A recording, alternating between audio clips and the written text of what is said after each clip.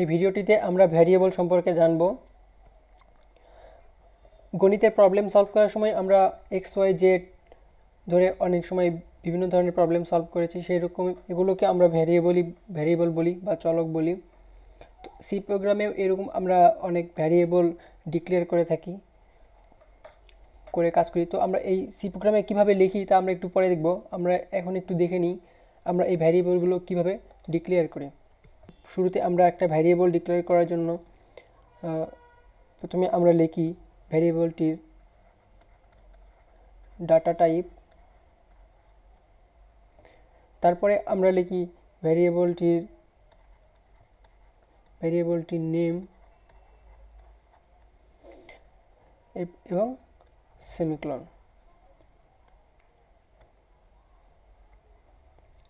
তো আমরা একটা এক্সাম্পল দিয়ে নিই যে আমরা একটা ভ্যারিয়েবল নিতে চাই একে। ডাটা টাইপ বলতে আমরা বোঝাচ্ছি এটি কি ধরনের, এটি কি ইন্টিজার নাকি ফ্র্যাকশন সহ। তো আমরা যদি ধরি যে এটি একটি পূর্ণ সংখ্যা বা ইন্টিজার, তাহলে আমি এর ডাটা টাইপ দিব আইএনটি। সি প্রোগ্রামিংয়ে আইএনটি বললে কম্পাইলার ইন্টিজার হিসেবে কাউন্ট করে, তো এগুলোকে বলা হয় কেওয়ার্ড। তো এরকম আরও অনেক কেওয়ার্ড সম্পর্কে আমরা জানবো। দশমিকের সংখ্যার জন্য আমরা ফ্লোট বা ডাবল ইউজ করতে পারি। অ্যালফাবেট বা ক্যারেক্টারের জন্য আমরা CHAR ইউজ করতে পারি। তো ওগুলো আমরা একটু পরে দেখব। তো এরকম আমরা ডাটা টাইপ এবং এটা ভ্যারিয়েবলের নেম। এখানে অনেক কিছু হতে পারে, আমরা যে কোনো কিছুই নেম দিতে পারি। কিছু জিনিস, স্পেসিফিক কিছু জিনিস আমরা নেমে ইউজ করতে পারবো না, তা আমরা পরে দেখব। এবং সেমিকোলন দিতে হবে, সেমিকোলন দিয়ে বুঝে আমরা এখানে লাইনটি ক্লোজ করে দিচ্ছি। তো এটা আমরা এরকম ইন্ট এ এভাবে ডিক্লেয়ার করতে পারি। তো চলুন আমরা একটা এক্সাম্পল থেকে ব্যাপারটা আরও পরিষ্কার করে আসি। তো এখানে একটা সি প্রোগ্রামের মোটামুটি গঠন লেখা আছে। তো এখানে আমি একটি ভ্যারিয়েবল ডিক্লেয়ার করতে চাই। আমরা কি দেখেছিলাম, ভ্যারিয়েবল ডিক্লেয়ার করলে আমাদের শুরুতে এই ডাটা টাইপটি দেখাইতে হবে। তো আমি একটি ইন্টিজার নিতে চাই, সো দেখে ইন্ট আমি ভ্যারিয়েবলটির নাম দিতে চাই VAR। এটা দ্বারা আমি ভ্যারিয়েবল বোঝাচ্ছি।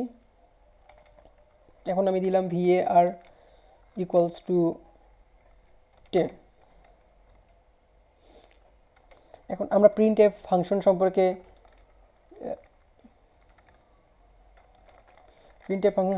আগে জেনেছি। তো এখানে আমি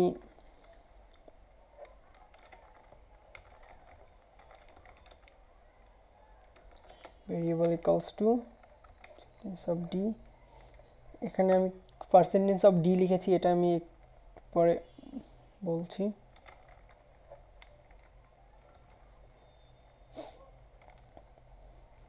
তো আমরা আগে একটা স্ট্রাকচার দেখেছিলাম আগের প্রোগ্রামটিতে। এখন এখানে আমরা নতুন এসেছি, আমি এখানে কি করেছি, ভ্যারিয়েবল ডিক্লেয়ার করেছি। এটা আমরা একটু আগেই দেখলাম। এটা ডাটা টাইপ ইন্টিজার, এটা ভ্যারিয়েবল নেম সেমিকোলন, এবং আমরা ভ্যারিয়েবল এর মান বলে দিয়েছি 10।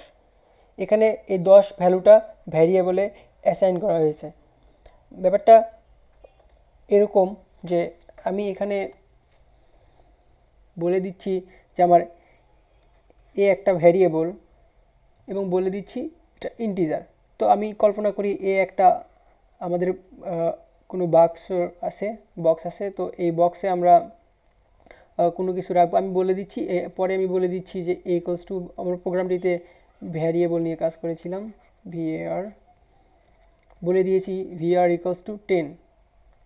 তো এর মানে হলো আমরা এই ইন্টিজার টাইপের যেই, এটার টাইপ ছিল ইন্টিজার টাইপের যেই বক্সটি নিয়েছিলাম, সেখানে আমরা ইন্টিজার 10 রাখছি।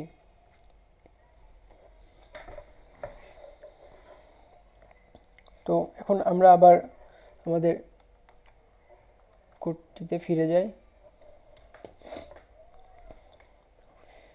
এখানে পার্সেন্টেজ অফ ডি, এটা হলো ফরম্যাট স্পেসিফায়ার, এটা দ্বারা বোঝাচ্ছে এই ভ্যারিয়েবলের যে ভ্যালুটা আছে সেটা এখানে অ্যাসাইন করে দিবে। এবং আমি প্রিন্ট করে দেখি। প্রথমে আমরা বিল্ড করি 0 এরর্স 0 ওয়ার্নিং, তার মানে আমাদের কোডটির সিনট্যাক্স ঠিক আছে, এখন আমরা কোডটি রান করি। এখানে কি দেখাচ্ছে, ভ্যারিয়েবল ইকুয়ালস টু 10। তো আমরা আগেও জেনেছিলাম প্রিন্টএফে ডাবল কোটেশনের মাঝে আমরা যা লিখি সেটাই প্রিন্ট করে। তো এখানে ভ্যারিয়েবল ইকুয়ালস টু পর্যন্ত সে প্রিন্ট করেছে, এবং এখানে পার্সেন্টেজ অফ ডির পরিবর্তে সে ভ্যারিয়েবলের যে ভ্যালুটা ছিল 10 সেটা প্রিন্ট করেছে। তো এদেরকে বলা হয় ফরম্যাট স্পেসিফায়ার। তো আমরা এদের সম্পর্কে পরে আরও ডিটেলস বুঝতে পারবো। এখন আমরা এটা দেখলাম।